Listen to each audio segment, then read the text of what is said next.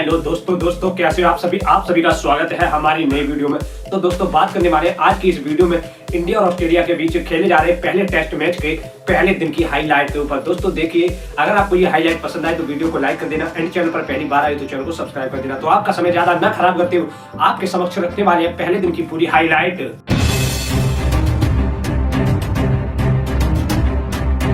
भारत और ऑस्ट्रेलिया की टीम पहले टेस्ट मुकाबले के लिए पर्थ में आमने सामने थी।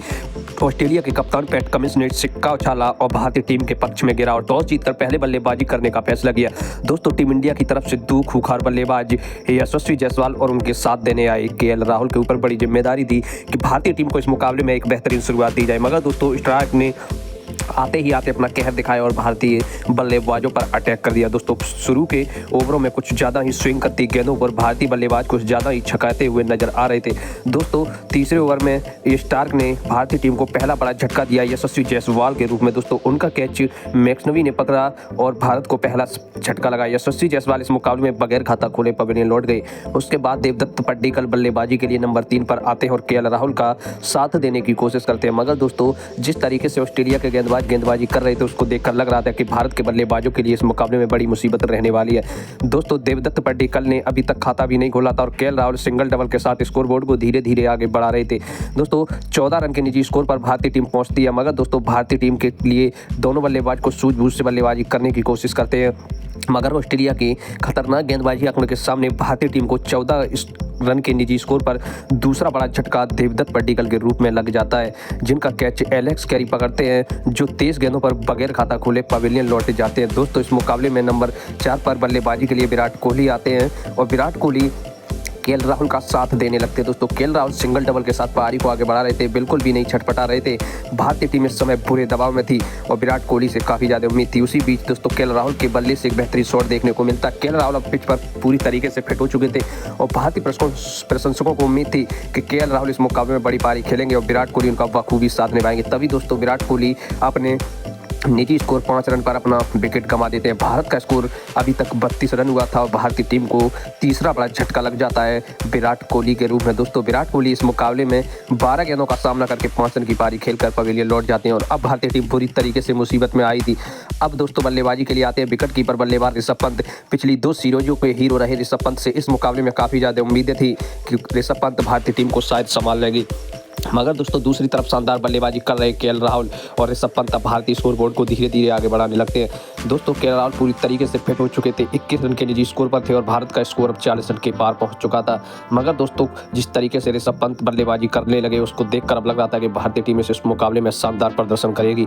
दोस्तों उसी बीच अपने छकबकाते शॉटों के लिए जाने जाते ऋषभ पंत ने आते ही आते शानदार चौका जड़ा और अपना खाता खोला और भारतीय टीम इस मुकाबले में एक और अपना विकेट केएल राहुल के रूप में गंवा बैठी। दोस्तों केएल राहुल के बैट का बाहरी किनारा लेकर गेंद विकेट कीपर के दस्तानों में जाकर समा गई और ऑस्ट्रेलिया ने भारत को 50 रन से पहले ही चौथा बड़ा झटका दे दिया। अब बल्लेबाजी के लिए आई ध्रुव जुरैल ने आते ही आते चौके के साथ अपना खाता खोला और भारत के स्कोरबोर्ड को 50 रन के पार पहुंचाया। अब जिस तरीके से ये दोनों बल्लेबाज पहले सेशन में 25 ओवर खेलते हैं और 51 रन बना लेते हैं और वहीं पर अपने 4 बल्लेबाजों को खो देती है टीम इंडिया। दोस्तों दूसरे सेशन की शुरुआत करने के इरादे से दोनों बल्लेबाज खतरनाक इरादे से आते हैं और आते ही आते कमिंस पर शानदार चौका जड़ देते हैं ध्रुव जुरैल चौका जड़कर इसी ओवर की 5वीं गेंद पर अपना विकेट गंवा देते हैं। ध्रुव जुरैल का इस मुकाबले में कुछ खास प्रदर्शन नहीं रहा और मार्क्स का शिकार बन जाते हैं, जिनका कैच लबुशेन पकड़ते हैं। उसके बाद वाशिंगटन सुंदर बल्लेबाजी के लिए आते हैं। वाशिंगटन सुंदर सिंगल डबल लेने के साथ साथ कुछ बेहतरीन प्रदर्शन करते हैं। उसी बीच दोस्तों ऋषभ पंत के बल्ले से एक शानदार शॉट देखने को मिलता है। ऋषभ पंत अभी तक 10 रन पर पहुंच चुके थे और भारतीय टीम के लिए सबसे बड़ी जो ताकत थी वो अभी ऋषभ पंत ही थे। उसी बीच दोस्तों भारतीय टीम को सुंदर के रूप में बड़ा झटका लगता है जो 15 गेंदों पर महज 4 रन बनाकर पवेलियन लौट जाते हैं। अब बल्लेबाजी के लिए आते हैं नीतीश कुमार रेड्डी। अपना डेब्यू मुकाबला खेल रहे नीतीश कुमार रेड्डी ऋषभ पंत का बखूबी साथ देने लगते हैं। दोस्तों ऋषभ पंत अब तो कुछ अलग अंदाज में बल्लेबाजी करने लगते हैं और अपने हाथ खोल देते हैं। उसी बीच दोस्तों नीतीश कुमार रेड्डी भी शानदार नाथन लियोन की एक ही ओवर में 2 चौके जड़कर अपने इरादे जाहिर कर देते हैं और खतरनाक बल्लेबाजी का मुजाहरा पेश कर देते हैं। उसके बाद फिर अपना अगला ओवर लेकर आते हैं नाथन लियोन और नीतीश कुमार रेड्डी पलटवार करते हुए उनके ओवर में एक और शानदार चौका जड़ देते हैं।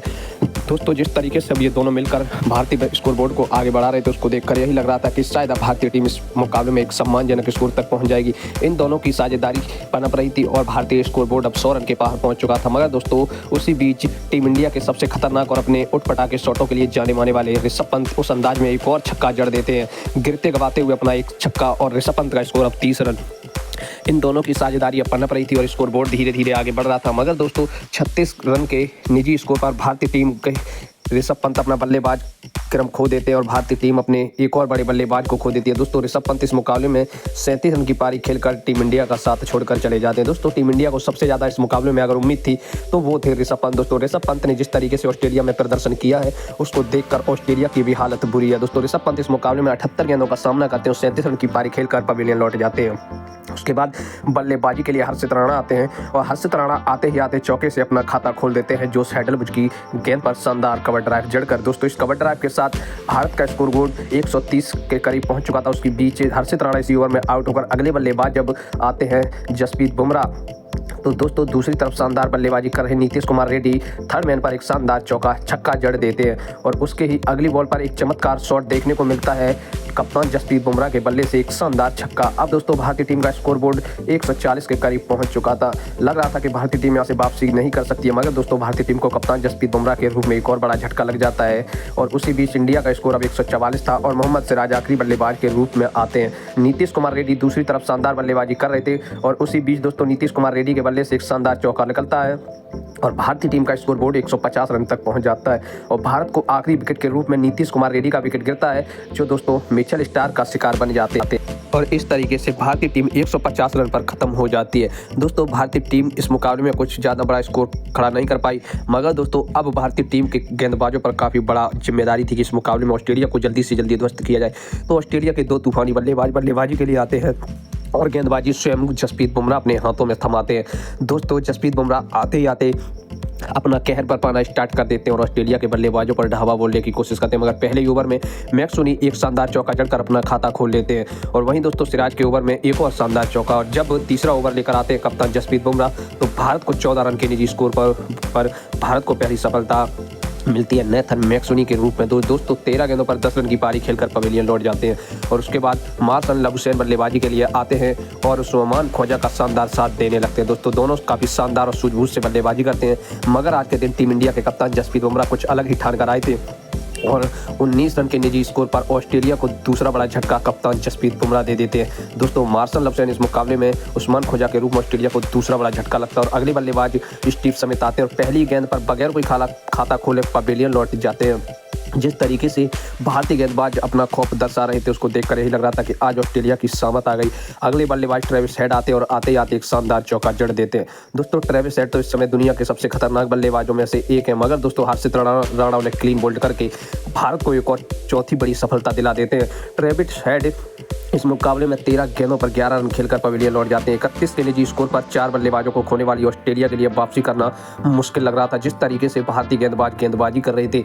दोस्तों अब उसी बीच मार्शन लबुशैन और मार्श मिलकर भारत के स्कोरबोर्ड ऑस्ट्रेलिया के स्कोरबोर्ड को आगे बढ़ाने की कोशिश करते हैं, मगर दोस्तों मोहम्मद सिराज के रूप में भारत एक और बड़ा गेंदबाज ढूंढता है और ऑस्ट्रेलिया को 5वां बड़ा झटका मिचेल मार्श के रूप में दे देता है। भारतीय टीम इस मुकाबले में पूरी तरीके से वापसी कर चुकी थी। एलेक्स कैरी के रूप में उनके अगले बल्लेबाज आते हैं, मगर दोस्तों भारतीय गेंदबाज इस मुकाबले में कुछ अलग ही ठान कर आए थे और अगले ही बल्लेबाज मार्शन लबुशैन मोहम्मद सिराज की गेंद पर LPW आउट हो जाते हैं। इस मुकाबले में 52 गेंदों पर 2 रन बनाने वाले मार्शन लबुशैन 50 रन तक अभी ऑस्ट्रेलिया की टीम नहीं पहुंची थी और अपने 6 बल्लेबाजों को गंवा चुकी थी। अब बल्लेबाजी कर रहे थे एलेक्स कैरी और पैट कमिंस।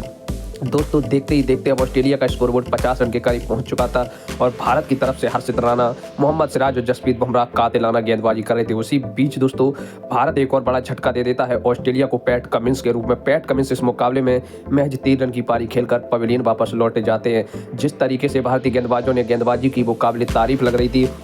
इस मुकाबले में ऑस्ट्रेलिया के कप्तान पैट कमिंस 5 गेंदों पर 3 रन खेलकर पवेलियन लौट जाते हैं।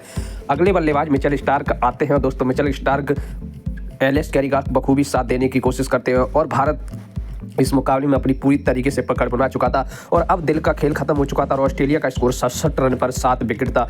तो दोस्तों अभी भी ऑस्ट्रेलिया 83 रन पीछे थी और भारत ने जिस तरीके से इस मुकाबले में गेंदबाजी के दम पर कमबैक किया था उसको देखकर लग रहा था कि अब ऑस्ट्रेलिया की टीम पूरी तरीके से बिछड़ चुकी है। तो आप भारतीय टीम को 10 में से कितने नंबर देना चाहोगे गेंदबाजी में? आप अपनी राय को कॉमेंट बॉक्स में जरूर दीजिए। दोस्तों उम्मीद आपको ये वीडियो पसंद आई होगी। वीडियो पसंद आई हो तो वीडियो को लाइक कर दीजिए। ऐसी खबरों को जानने के लिए चैनल को सब्सक्राइब कर दीजिए।